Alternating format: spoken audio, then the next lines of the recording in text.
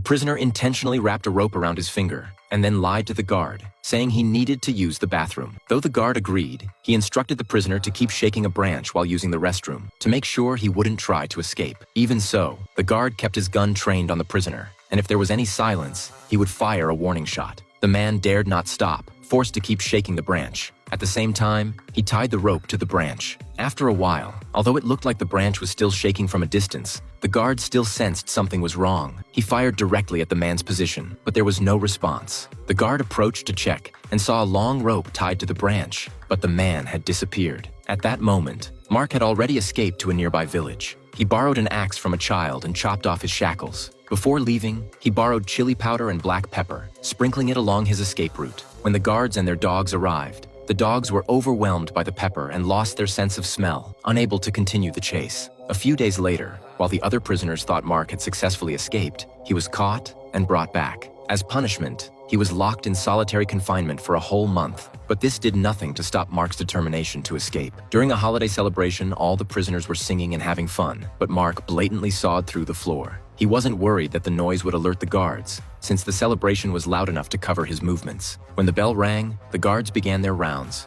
Mark had already dug a hole, and his cellmate quickly pulled out a hidden magazine to distract the guards' attention. Mark slipped through the hole, and another prisoner followed him. This prisoner, acting as a decoy, ran straight for the fence and started climbing the barbed wire, drawing everyone's attention. Though he suffered some pain, it created the conditions for Mark to escape. The guards noticed and immediately sent the dogs to chase. By then, Mark had already run far. To throw off the dogs, he kept jumping in and out of a section of wire fence. When the guards and dogs arrived, the dogs kept crossing the fence and completely confused the guards. Mark kept running through ditches, tirelessly fleeing, as if freedom had given him endless energy. Eventually, Mark wore out the dogs chasing him, and they collapsed from exhaustion. The other prisoners saw the dead dogs and thought Mark had successfully escaped this time. But to their surprise, a few days later, Mark was captured and brought back. After 2 escape attempts, the guards intensified their punishment of Mark. They made him fill in a hole over and over again. Only a few days later, Mark begged the guards for mercy, promising he would never try to escape again. At that point, the warden walked over, seeing they had achieved their goal, and finally let him go. When Mark returned to his cell, the other prisoners no longer greeted him like a hero. Mark understood their feelings, but he didn't say anything. The next day, Mark seemed like a different person. He responded to the guards' calls with an unnatural enthusiasm, becoming the kind of person he had once despised. But the truth was not like that.